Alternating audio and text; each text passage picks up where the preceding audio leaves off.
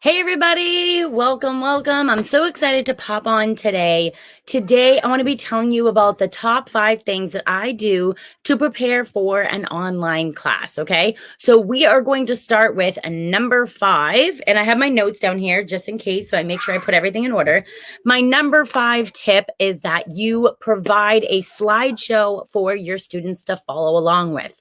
Now, you can do this through many different programs. There's PowerPoints, there's Google Slides, there's CANVA presentation, there's Nearpod, there's all kinds of different ways that you can present slides for your students to be able to interact with or to view while you're teaching your lessons. So the reason why I recommend it is because it helps me when I'm in my class to go through all of the things that I want to say. I don't have to memorize everything. Everything's on the screen. So they get to see, I get to see, and then I make my slides interactive. So it's not just a lecture the entire time. They really get to engage and be a part of what's going on. So I always say prepare with a slideshow presentation, or Nearpod is very interactive as well. So there's many different ways out there that you can provide a slideshow. It doesn't have to be difficult, okay? And I teach a lot about this on my YouTube channel and in the group. So if you're ever wondering specifically how to make those slideshows or those lessons plans, definitely let me know. But definitely start with some way to present your information to your class and your students, okay? Number 4 is that you want to send any materials that your students are going to need ahead of time. So on the classroom thread, you can actually upload all of your materials to deliver to the class. You can schedule the time. So maybe you don't want them to get it until like an hour before class. You can still put all that information on there, even like a week early, but just schedule that post to be at a certain time. So that's one of the great things is that you can really work as much as you want, maybe on one day. You take, let's say you're going to take all day Saturday to prepare for all your lessons, have everything ready to go, and then you pre-schedule all those posts so they don't have to sit there and linger and have the information there. They can get it like an hour before class, and then you could tell them to print it, or maybe it's just something that they could take a look at later or after. You can send YouTube links or video links or all kinds of things to help enhance that class that they're about to take. So I like to make my own worksheets and my own tablets and things like that. Templates is what I want to say, and deliver them that way. And then that way they have extra information for their class. It's not just, hey, we're going to take this class. I'm taking that next step, and this will help you stand out in your online classes. Not every teacher does this. So as a parent, I know that I like when my teachers are going the extra mile and they're providing some information. Okay. My third step is to make sure that you have an engaging class. Like I mentioned before, you don't want to just sit there and lecture the whole time. Not many people can actually sit there for more than, 5 to 10 minutes of just lecture without, wandering off and thinking about something else. I would say before it used to be 15 to 20 minutes, but lately I think people's time attention spans are going even less than that. So you just want to keep your classes engaging. And the ways that you can do this is you can use video, you can use games, you can have interactive slides, you can have them work on a worksheet while you're talking with them, right? Do some fill in the blanks on the screen so that they'll have to pay attention in the workbook or on the sheet that they're using. And that way they're staying interactive. If you have somebody moving and writing and seeing and hearing, you're attempting to use as many of the 5 senses as possible. And that keeps people engaged in your lesson. It definitely helps too if you're using the names of the kiddos in your classroom, right? Making sure that you're paying attention and you're keeping them involved and you're interacting with them. It's more personal, right? It's not just a lecture of what's going on, right? Number 2, I would always, always, always recommend that you have a great outro. A great outro means that when you end your class, you're ending on a positive note. I always like to review the things that we just talked about. So I'll take the main bullet points and I'll remind them, what we talked about today and what their takeaway should be. And then I also use this time to make sure that I've engaged with the student at least, it should be a couple times already, but if for some reason you drop the ball and you haven't interacted with one of the students, this is a great time to make sure that you interact with them, ask them what they thought. Do they have something to tell you that they learned today?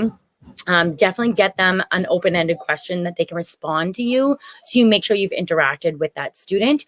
This is also a great time to promote yourself, market yourself, right? Let the students know, hey, this is the next class you should take with me. I also do this class, or in my upcoming classes, I'm going to have Halloween decoration making. Like, tell the kiddos what you're planning on doing, because if they enjoyed class with you, then they're going to get off there and say, hey, mom, dad, I want to take class with Miss Michelle again because she's about to make a Halloween gaming class and I really want to do that with her.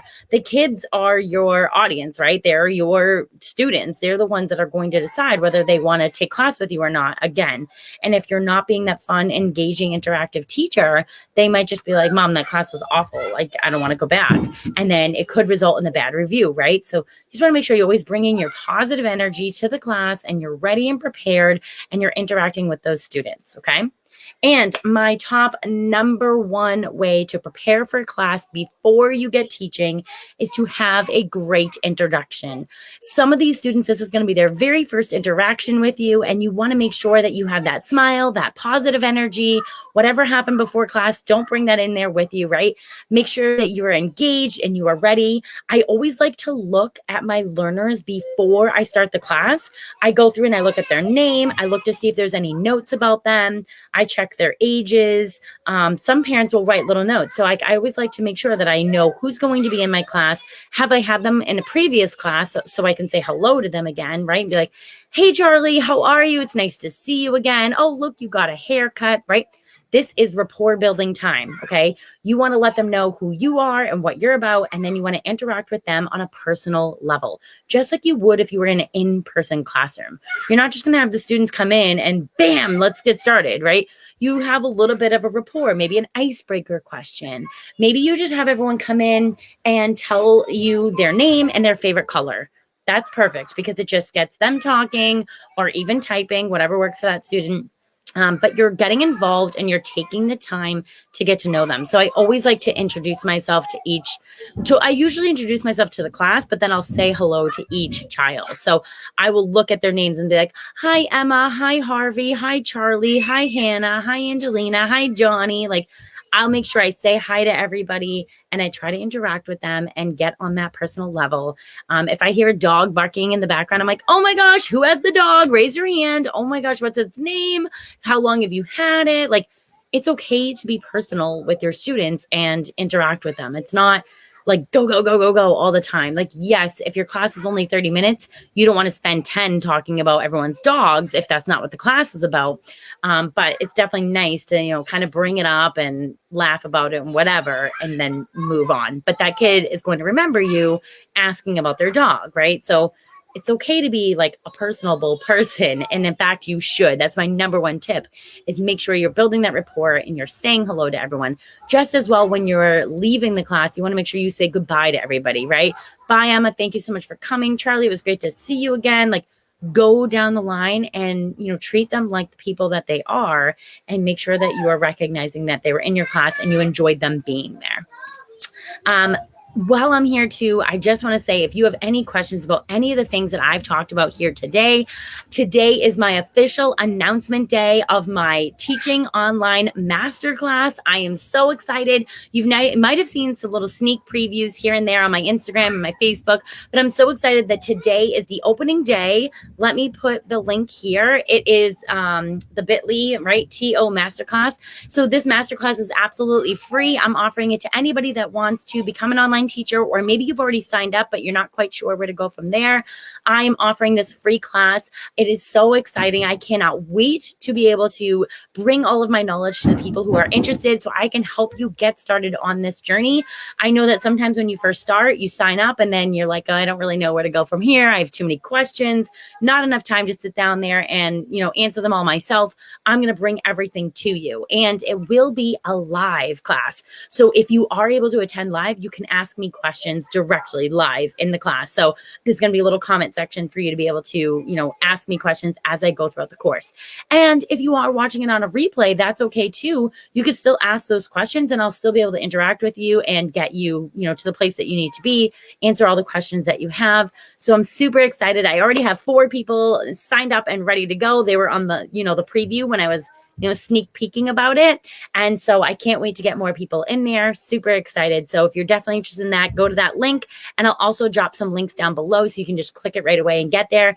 And if you have any trouble or need anything or have any questions, definitely reach out. I'm so excited, guys.